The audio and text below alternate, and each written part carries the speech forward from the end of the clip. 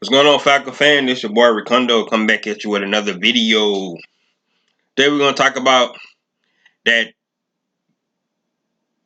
loss we got yesterday against the Washington football team. That's what I'm gonna call it, a loss, straight up loss. So before we get into that, please subscribe to the channel. Please hit the like button. Please hit the notification bell so you know when I drop another video. Please share my content for all the other Falcon fans out there can here are my thoughts on what I think about our Falcons this season and beyond. Let's get to the video. So yesterday I was at the game. I was fired up. I definitely thought we had that game in the bag. And then, be honest with you, at the halftime, I was looking at my phone, and I looked up, and guy running the ball back. So I had to go back and actually look and see what happened with that play. I didn't even get to see what actually happened with that play, but I think that was the start of our momentum getting taken away from us going into that second half. But at the end of the day, um, it's no way to sugarcoat it. This is different from the first game of the season when we just got our ass whooped by the Philadelphia Eagles. This was where it looked like the old Atlanta Falcons showed back up. Simply put, it's that the old Atlanta Falcons showed up. We had the game. Offense was rolling. Well, we're gonna get into some of the offense was rolling, but for the most part, our defense lost us that game once again. I thought we had the game in the bag, but I mean, it's no other way to sugarcoat it. We lost that game. We didn't get our ass whooped. We straight up lost, and it looked like the old Atlanta Falcons, and that's what we don't want to see with this new regime. The old Atlanta Falcons started to rear their head, make it seem like we got some kind of curse or something in our in our franchise where we just can't get right. And that's what it seemed like. We just can't get right. I mean, the things that happened yesterday in that game, it seemed like it only happens to the Atlanta Falcons for some reason. And that's the take I'm gonna have today. Pretty much it is what happened. Um, we just can't get right. There's no other way to sugarcoat it. We just can't get right. So let's talk about the game from offense standpoint. I think our first drive was outstanding, 15-play drive. Even though we didn't score a touchdown on that drive, I still think it was a good drive. We let them know we were going to be able to move the ball. We moved the ball in the air, moved the ball on the ground. It was awesome. We just stalled out in the red zone. Um, for the most part, I don't have many complaints about Arthur Smith in the red zone because usually when we get down to the red zone, lately we actually been getting punching in for touchdowns. Every now and then, just like yesterday, and then a couple of times this year, we had to kick field goals. For the most part, though, I think Arthur Smith been calling a great game in the red zone, and we've been scoring touchdowns. So I like to see that. But I think that was a good momentum. Then our defense came out, and like I said, we got to stop, got them off the field. We went up 10-0. The end of half, we put a touchdown drive together. The end of half, and it was great clock management. It was like 11 seconds left on the clock. In that half, we knew they was getting the ball back in the second half. So I thought the first half, we played well. Come out the second half, just like typical. Like I said, the Atlanta Falcons showed up. First play, come back and they run a kickoff back for a touchdown. And from that point on, I thought maybe our defense started pressing. I don't know what it was. Our offense was still able to put up 2 more touchdowns after that to make it 30, put 30 points on the board. But for some reason, our defense. So we're going to stay on the offensive side. I don't know what's going on with Calvin Ridley. He missed a lot of balls. I mean, of course, he got bailed out on a couple of them because they called pass interference. But in my opinion, looking at it live, I feel like he should have caught all those passes. I mean, it's just I don't know what it is. Like And I can honestly say, um, this year this was the first time that I missed Julio Jones because he would have caught a lot of those passes. Maybe we need to look into getting a bigger body receiver. I don't know what it is, but for some reason, Calvin Ridley, um, the start of the season, I'm not saying that it's not going to turn around, but for the start of the season, it's just like he don't look like that number one guy that's going to be able to, that we can rely on to go up and to make the big catches that we need. Um, every time Matt Ryan seen 1-on-1, he targeted Calvin Ridley to give him a chance to go get the ball. And most of the time, he got targeted 13 times. He had 8 catches for 80 yards. So if he caught some of those deep passes, like the last deep pass that he had on the sideline, it hit him right in the hand. He got to catch that ball.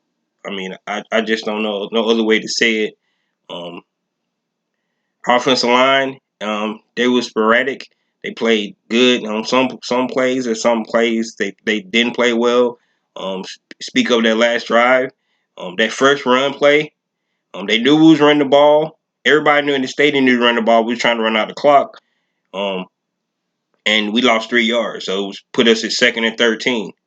And everybody, can play Monday morning quarterback. Whether you thinking that we should have went and been aggressive on that drive, especially when our punter was injured and we had to have Young Wei Koo in there kicking, and you can see how he was kicking. He wasn't experienced. He was our backup punter. He did the best he could, but maybe I mentioned this during the game. I thought he should have been more aggressive, and that's sad to say because I just knew if we get the ball back to our defense, we weren't gonna be able to contain them, and that's exactly what happened. Um, our defense had a lot of plays, but we just couldn't make them.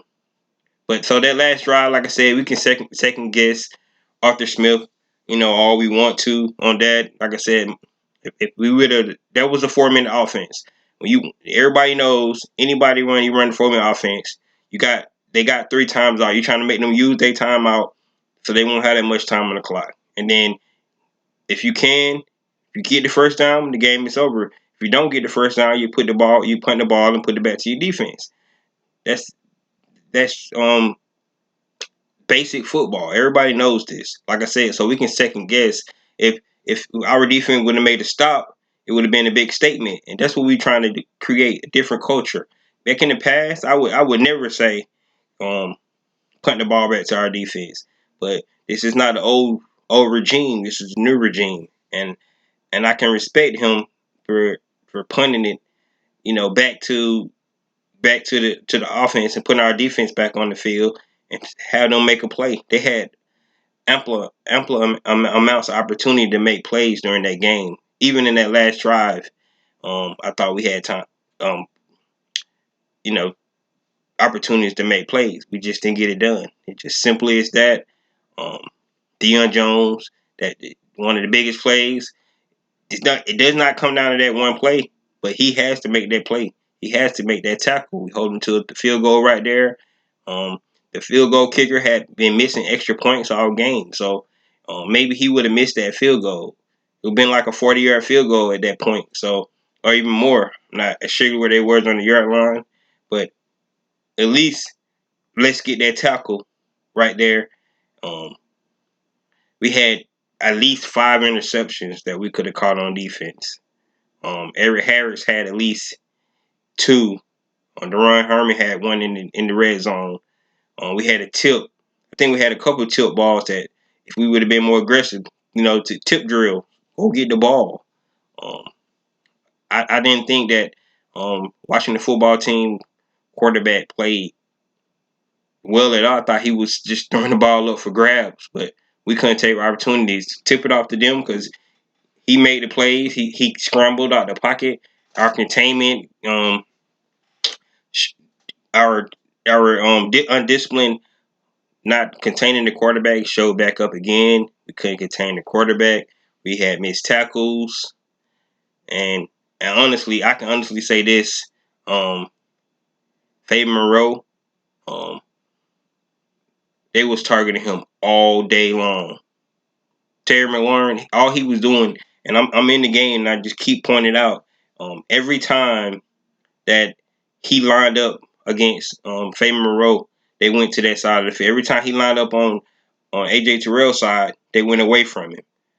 And maybe we should see if AJ Terrell could shadow him, because to me that's really the only person that really hurt us in the whole game, and except McKissick at that last play. But for the most part, I thought Malone was the one that was hurting us the most, and I thought maybe Dean P should have put AJ Terrell shot him, because exactly, if you watch the game, every time he was on the opposite side, on that right side, or left side, if you look at it from our angle, the left side of the defense, they was going directly at Fabian Moreau, um, and maybe he's not that number two corner that we need.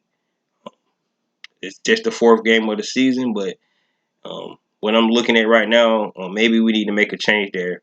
Maybe when Kenneth Sheffield come back, um, maybe they seen something, they decide to keep him.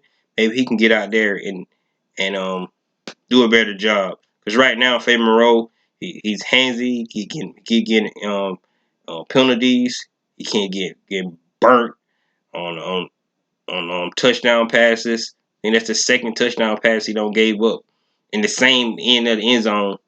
Um, Gave up one to um, the rookie from Philadelphia. Then he gave up one to Lauren in the same spot. So, like I said, they picking on him, and we got to do a better job disguise that. It was cover two on that touchdown. Eric Harris was there just a little bit late, but that's when if you're gonna play man to man, and if you're gonna be in coverage, you gotta put your hand on the receiver, just to slow down the route a little bit, so to have this time for the safety to get over there. So I mean, but at the end of the day, um, we have to do better. We have to do better. Our defense got to do better. I think putting up 30 points for our offense. Like I said, you can go back and look at play calling. You can go back and look at the schemes um, from the coaching staff. In the day, the players got to make the plays. I thought that our players was put in positions from all the play calling to make plays. And that 4 minute drive, um, everybody knew was running the ball. They knew was running the ball. Our offensive line has to block better. We can't lose 3 yards on the first down. We can't lose 3 yards right there. We got to at least go forward, get 2 yards. Let's do something, not lose three. Like I said, and I just mentioned maybe he'll do it differently. Like I said, hindsight 2020. You can always second guess yourself. If you just think about this, it was like 3 minutes left on the clock. He had three straight passes. They was all incomplete. No time off the clock. He would have got criticized for that as well. So um, you damn if you do, you damn if you don't. Just think about it like that. Um, I thought he made the right decision, even though I thought maybe he should have been a little more aggressive because of our punter situation. If we had our regular punter in there, I would agree with 100%. But with having Cool back there being our punter, actually he got a better punt out for than I thought he would. They got the ball on the 25-yard line, so that was better because I actually thought he was gonna shank it. They was gonna get the ball midfield, and it really would have been bad with Arthur Smith. Instead of trying to, drive the ball down the field and run the clock out, just run our regular base offense. But in a 4-minute offense, you want to run the ball. Everybody know you want to run the clock out. That's what you're trying to do. They know we're running it. We know we're running it. We need to be able to get some positive yards on that play. I know we in the age of scheming up great disguises and stuff like that, but sometimes you just gotta play football. Man oh man, you beat me, I beat you, and we gotta be able to get that first down. So I thought Wayne Gallman um showed some bright spots, so hopefully get little bit more playing time. Um I thought Kyle Pitts, they utilized him, and we was able to get our other tight end involved as well. So we was able to get Hayden Hurst and Kyle Pitts involved yesterday. So I really thought that was bright spots.